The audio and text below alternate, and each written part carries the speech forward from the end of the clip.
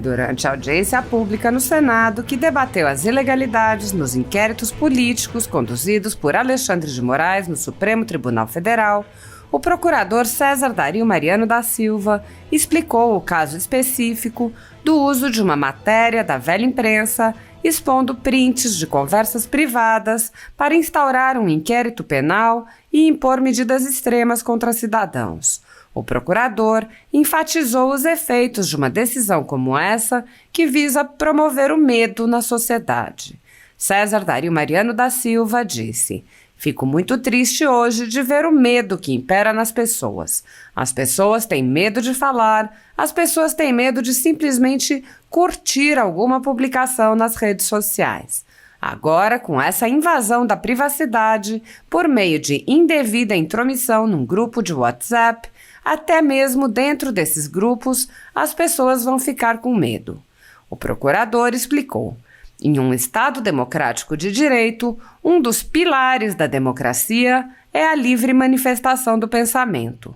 A pessoa tem o direito de falar o que quiser contra quem quiser, de tecer críticas dentro dos limites da razoabilidade. O que ela não pode é violar um outro direito fundamental, como a honra, praticar crime contra a honra e a tranquilidade social, praticar ameaça, incitar a prática de crime.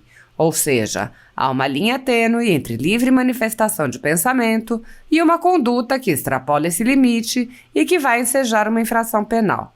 Só que não se pode, de maneira nenhuma, a pretexto de se calar por algum motivo qualquer, dizer que a pessoa está praticando um crime, quanto mais invadir a privacidade."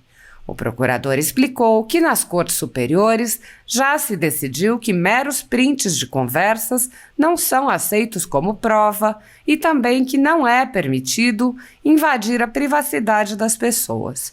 Ele apontou: "Outra coisa que não se pode fazer de maneira nenhuma é empregar qualquer tipo de intromissão indevida na intimidade das pessoas. Ora, para se invadir uma conversa de WhatsApp, há necessidade de ordem judicial. Essa conversa nada mais é do que uma correspondência eletrônica. Sem ordem judicial, essa prova é absolutamente ilícita."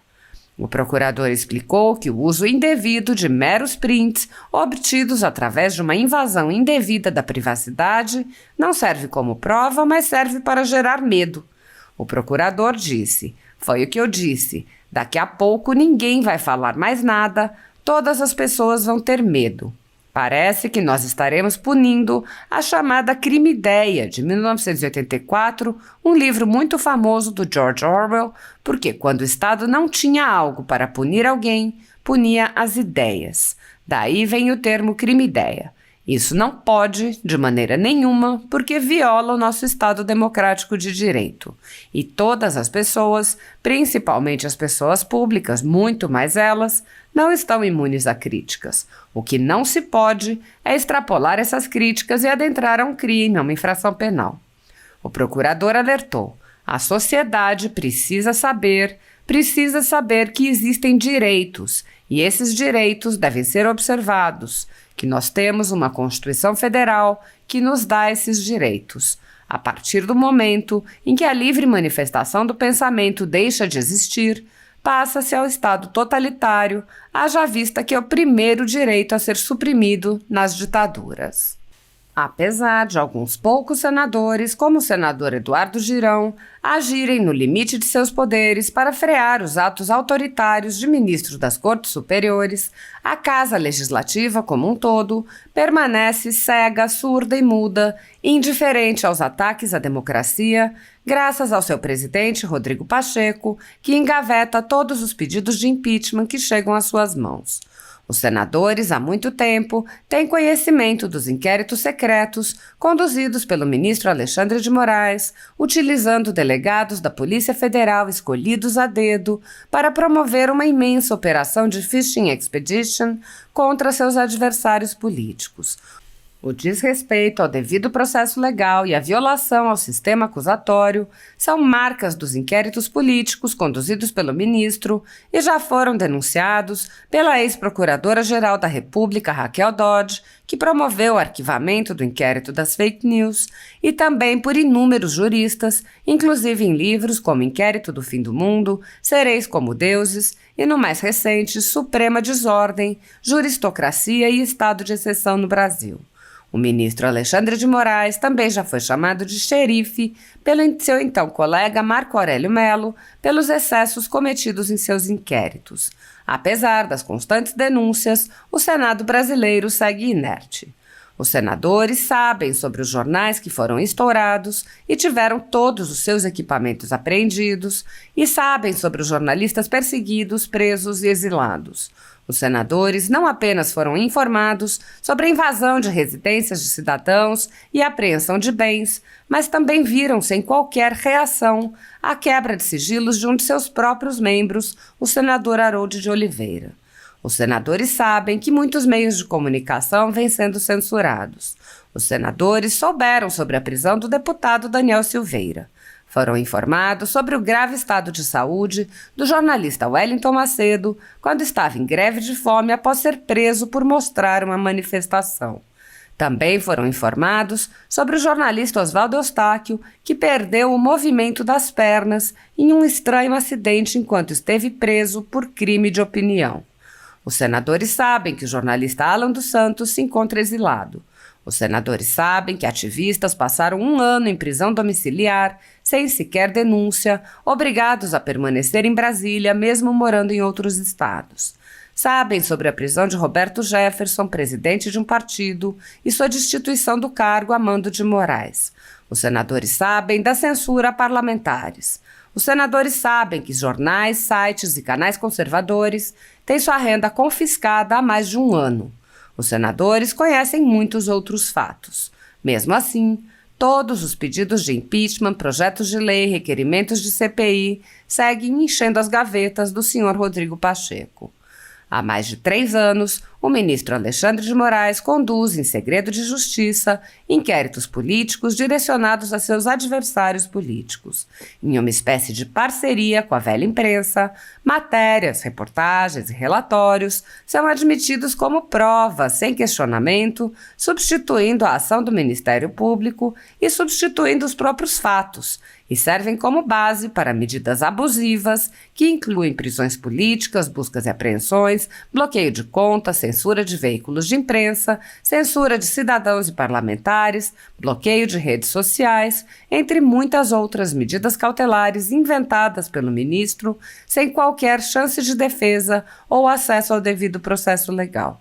O mesmo procedimento de aceitar depoimentos de testemunhas suspeitas e interessadas e tomar suas palavras como verdadeiras se repete em diversos inquéritos nas cortes superiores.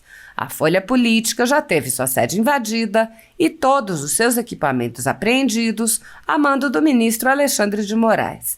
Atualmente, toda a renda do jornal está sendo confiscada a mando do ministro Luiz Felipe Salomão, ex-corregedor do Tribunal Superior Eleitoral, com aplauso dos ministros Luiz Roberto Barroso, Alexandre de Moraes e Edson Fachin. Há mais de 14 meses, todos os rendimentos de jornais, sites e canais conservadores são retidos sem qualquer base legal. Se você apoia o trabalho da Folha Política e pode ajudar a impedir o fechamento do jornal, doe qualquer valor através do Pix, utilizando o QR Code que está visível na tela ou o código ajude@folhapolitica.org. Caso não utilize Pix, há a opção de transferência bancária para a conta da empresa Raposo Fernandes, disponível na descrição deste vídeo e no comentário fixado no topo. Há 10 anos, a Folha Política vem fazendo a cobertura da política brasileira, quebrando a espiral do silêncio imposta pelo cartel midiático que quer calar vozes conservadoras. Pix ajude@folhapolitica.org. Assista. Senador Girão, caros parlamentares, colegas aqui presentes, fico muito triste hoje de ver o medo que impera nas pessoas. Pessoas têm medo de falar, As pessoas têm medo de simplesmente curtir alguma publicação nas redes sociais.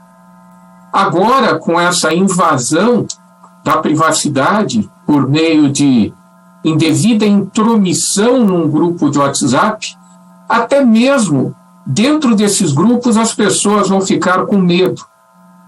Em um Estado democrático de direito, um dos pilares da democracia é a livre manifestação do pensamento. A pessoa tem o direito de falar o que quiser, contra quem quiser, e tecer críticas dentro dos limites da razoabilidade.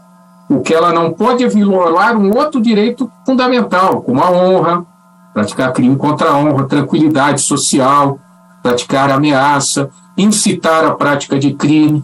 Ou seja, há uma linha tênue entre livre manifestação de pensamento e uma conduta que extrapola esse limite e vai ensejar uma infração penal. Só que não se pode, de maneira nenhuma, a pretexto de calar, por um motivo qualquer, dizer que a pessoa está praticando um crime, quanto mais invadir a privacidade. Foi feita aqui uma pergunta do que diz respeito aos prints. Já é assente na jurisprudência do Superior Tribunal de Justiça, até do Supremo Tribunal Federal, que print de conversa em WhatsApp não tem valor nenhum, porque pode ser montado, pode ser adulterado, fraudado e tirado do contexto. Há necessidade, numa situação dessa, de fazer uma ata notarial, levar até um cartório, cartorário vai verificar se aquilo mesmo vai lavrar uma ata notarial, ou submeter uma mensagem, um celular, a um programa de computador que vai chancelar e vai dizer que aquela conversa realmente é correta, vai autenticar essas conversas. Outra coisa que não se pode fazer de maneira nenhuma é empregar qualquer tipo de intromissão indevida na intimidade das pessoas. Ora, para se invadir uma conversa de WhatsApp, há necessidade de ordem judicial. Essa conversa nada mais é do que uma correspondência eletrônica. Sem ordem judicial, essa prova é absolutamente ilícita. Então, quer dizer, pegar o algo de uma revista e, por meio disso, instaurar um procedimento e determinar medidas constritivas, viola a própria jurisprudência do Superior Tribunal de Justiça e do Supremo Tribunal Federal, às vezes estão sendo empregados prints de mensagens e violada a intimidade sem ordem judicial. Sem sabermos a origem dessas mensagens, aí está havendo uma invasão à intimidade. Foi o que eu disse. Daqui a pouco ninguém vai falar mais nada. Todas as pessoas vão ter medo. Parece que nós estaremos punindo a chamada crime-ideia de 1984, um livro muito famoso do George Orwell, que quando o Estado não tinha algo para punir alguém, punia as ideias. Daí vem o termo crime-ideia. Isso não pode de maneira nenhuma, porque viola o nosso Estado democrático de direito. E todas as pessoas, principalmente as pessoas públicas, muito mais elas não estão imunes a críticas. O que não se pode é extrapolar essas críticas e adentrar a um crime, a uma infração penal. Espero ter pelo menos respondido a pergunta, ou parte da pergunta que foi feita aqui em plenário. Então foi uma honra estar aqui, senador Girão. Essa oportunidade realmente foi ímpar. Parabéns por esse evento que a sociedade precisa saber. Precisa saber que existem direitos, esses direitos devem ser observados, que nós temos uma Constituição Federal que nos dá esse direito. A partir do momento que a livre manifestação de pensamento deixa de existir, passa-se a um Estado totalitário, haja vista que é o primeiro direito a ser suprimido nas ditaduras. Muito obrigado por tudo. Olha, quem tem que agradecer...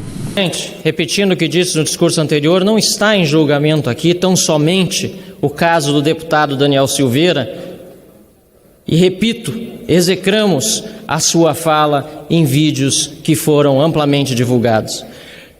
Está recolhida ao banco dos réus, aguardando o veredito que será exarado pelos seus próprios ocupantes, esta Câmara dos Deputados, deputado Isnaldo Bulhões.